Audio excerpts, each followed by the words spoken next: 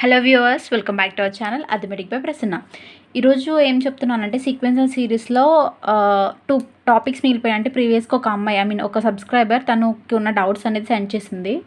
So అందులో 2 sums మిగిలిపోయాయి. 2 sums ఇవి. అలాగే తను రీసెంట్గా ఒక పై చార్ట్కి సంబంధించిన ఒక ప్రాబ్లం, అట్లాగే టేబులేషన్కి సంబంధించిన ఒక ప్రాబ్లం కూడా డౌట్స్ ఉంటే సెండ్ చేసింది. సో అవి ఈ వీడియోలో కవర్ చేస్తాను. అలాగే ఏంటంటే ఇంకొకటి, మీకు కూడా ఏమైనా డౌట్స్ ఉంటే ఖచ్చితంగా నా మెయిల్కి సెండ్ చేయండి. నా మెయిల్ డిస్క్రిప్షన్లో ఇస్తాను. అలాగే నేను ఆల్రెడీ పై చార్ట్స్ డిగ్రీ 4th సెమిస్టర్లో డేటా అనాలిసిస్ ఫస్ట్ లెసన్లో pie chart, tabulation, next bar graphs ఇవన్నీ చెప్పాను. అవి కూడా డిస్క్రిప్షన్లో లింక్ ఇస్తాను, ఒకసారి వెళ్ళి చూడండి. అయితే నెక్స్ట్ ప్రజెంట్ ఇప్పుడు సీక్వెన్సర్ సిరీస్ చూద్దాం. 107, 97, 82, 62. ఫస్ట్ ఇందులో అయినా డిఫరెన్స్ అబ్జర్వ్ చేయాలి, లేకపోతే అసలు ఏ ప్యాటర్న్లో ఇచ్చేవాళ్ళో తెలుసుకోవాలి. మనకి ఇది చూస్తే చూడండి 107. ఇంకొకటి ఏంటంటే డిఫరెన్స్ తెలుసుకోవాలి. అలాగే మనకి ఇచ్చిన నెంబర్లు అనేవి ఆల్టర్నేషన్గా, దట్ మీన్స్ ఒకదాని తర్వాత ఒకటి అట్లా కూడా ఇస్తాడు. సో అది చెక్ చేసుకోండి. ఇక్కడ 107, 97, 82, 62 ఈ అన్నిట్లో కామన్గా ఏముంది? ఈ రెండిట్లో 7 ఉంది, ఈ రెండిట్లో 2 ఉంది. ఓకే, నెక్స్ట్ థింగ్, ఇక్కడ ఏముంది? 10 ఉంది, ఇక్కడేముంది? 9 ఉంది. అంటే 10 కన్నా తక్కువ, ఒకటి మైనస్ చేస్తే ఎంత వస్తుంది? 9 వస్తుంది. సో 7 అనేది ఇక్కడ ఆటోమేటిక్గా వేసేసాడు. సో ఇది ఒక ప్యాటర్న్, ఇది ఒక సీక్వెన్స్. నెక్స్ట్ ఇక్కడ సీక్వెన్స్ చూడండి. ఇదేంటి? ఇక్కడ 2 కామన్ కాబట్టి వదిలేండి. ఇక్కడ ఏంటి? 8, ఇక్కడ ఏంటి? 6. ఈ రెండింటి మధ్య డిఫరెన్స్ ఎంత? 2, రైట్? సో ఈ రెండింటి మధ్య డిఫరెన్స్ ఎంత? 2.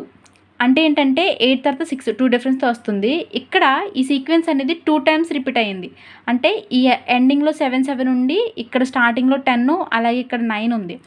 అంటే జస్ట్ ఒక 2 టైమ్స్, ఇది ఫస్ట్ టైం, ఇది సెకండ్ టైం మాత్రమే రిపీట్ అయింది. ఇక్కడ ఏంటంటే ఇవి 3 టైమ్స్, దీని తర్వాత వచ్చి 4 టైమ్స్ అట్లా రిపీట్ అవుతూ ఉంటాయి.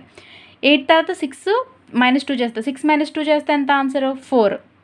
ఈ 2 అనేది ఇక్కడ వేస్తాం. So 42 is the answer. ఎలా చెప్తున్నారంటే ఇక్కడ ఫస్ట్, ఇప్పుడు సపోజ్ చూడండి 2, 2 అనేది ఉందనుకోండి, తర్వాత 3, 3, అలాగే 4, 4, 4, 4 అంటే ఫస్ట్ అనేది 2 టైమ్స్, సెకండ్ అనేది 3 టైమ్స్, థర్డ్ అనేది 4 టైమ్స్ ఇట్లా రిపీట్ అయ్యే ఛాన్సెస్ ఉంటాయి సీక్వెన్సర్ సిరీస్లో. సో అందుకని ఇక్కడ ఈ 2 ప్యాటర్న్, అంటే ఈ 2 ప్యాటర్న్ బేస్ చేసి ఈ ఫస్ట్ది అయిపోయింది. సెకండ్ ఎన్ని టైమ్స్ రిపీట్ అవుతుంది? 3 టైమ్స్ రిపీట్ అవుతుంది. 3 టైమ్స్ రిపీట్ అవ్వాలి. అంటే 8 తర్వాత 6, 6 తర్వాత 4. ఈ 2 అనేది సేమ్ యాజ్ యూజువల్గా ఉంటుంది కాబట్టి 2 అనేది వేసాను అనమాట. ఓకేనా? ఐ హోప్ అర్థమైంది అనుకుంటున్నా. నెక్స్ట్ 2, 2, 29, 13, 38, 47. ఇక్కడ కూడా చూడండి, ఇక్కడ వరకు కామన్గా ఉంది ప్యాటర్న్. ఓకే, సో ఇక్కడ వచ్చేసరికి ఏంటంటే 29, 38, 47. 2 తర్వాత ఎంత? 3 తర్వాత ఎంత? 4, 9 తర్వాత ఎంత? 8కి తగ్గించి 7, అంటే 4 తర్వాత ఎంత? 5, 7 తర్వాత ఎంత? 6. 56 ఈజ్ ద ఆన్సర్.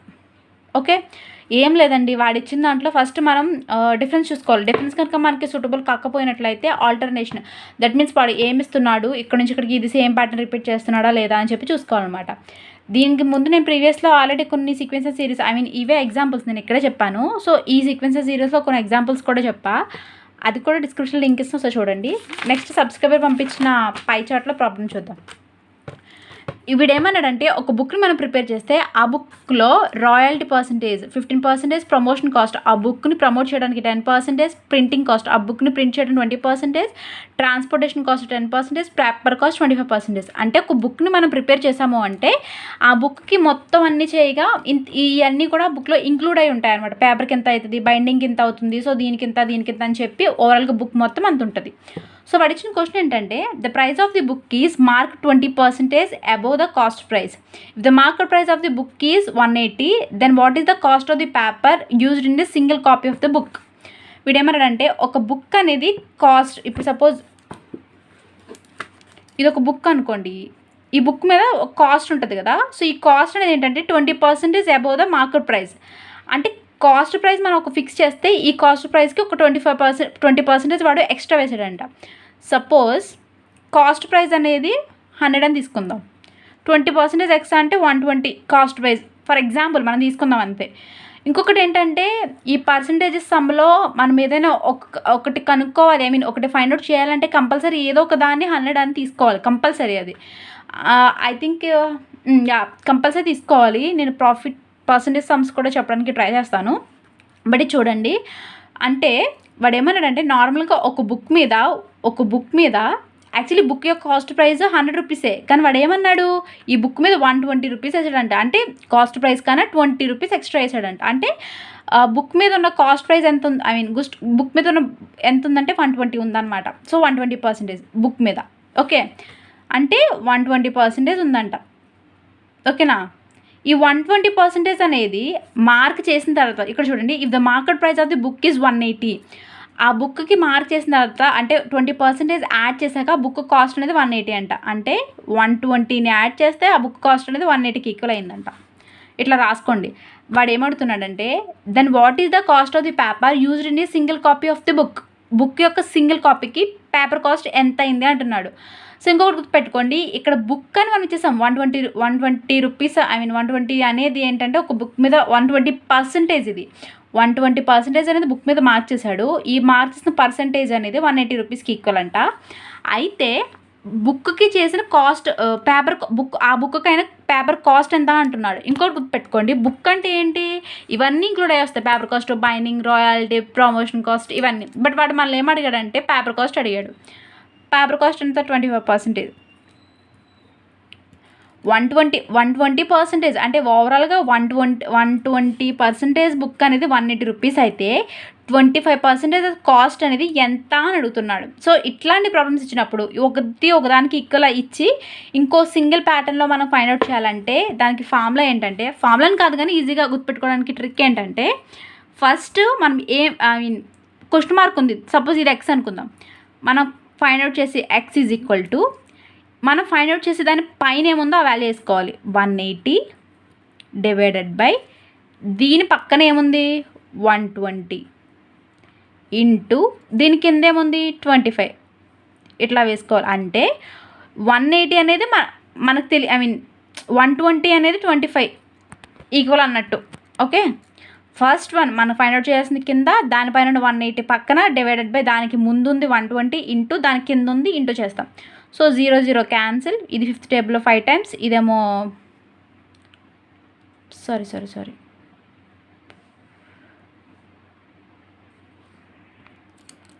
సారీ తప్పేసాను చూడండి.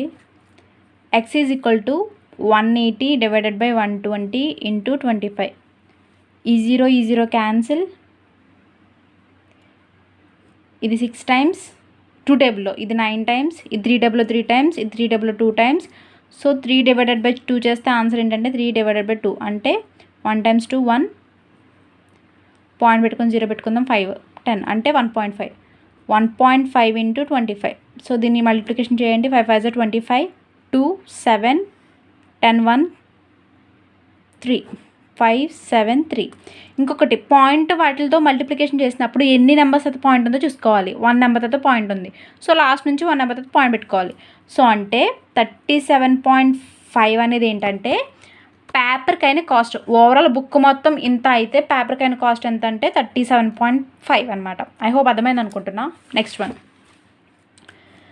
వన్ ఏంటంటే ఒక టేబులేషన్ ఇచ్చాడు. Item of the expenditure, salary ఇంత వస్తుంది. యాక్చువల్లీ ఇది ల్యాక్స్ అండి. శాలరీ అనేది శాలరీ ల్యాక్స్లో వస్తే ఫ్యూల్ అండ్ ట్రాన్స్పోర్ట్కి 98,000 or whatever it may be. బోనస్కి 3, ఇంట్రెస్ట్ ఆన్ లోన్కి ఇంత, ట్యాక్స్కి ఇంత, ఇయర్లో ఇంత అని ఇచ్చాడు. క్వశ్చన్ ఏంటంటే the ratio between the total expenditure on taxes for all the years and total expenditure on the fuel and transport for all the years respectively approximately. Ratio అడిగాడు, అప్రాక్సిమేట్గా ఫైండ్ అవుట్ చేయాలి. రేషియో అనేది దేనికి total expenditure ట్యాక్సెస్కి, fuel and ట్రాన్స్పోర్ట్కి మొత్తం అన్నాడు. Total అంటే first ఏం చేయాలంటే ట్యాక్సెస్ మొత్తం ఎంత 83 ప్లస్ 108 74, 88 ప్లస్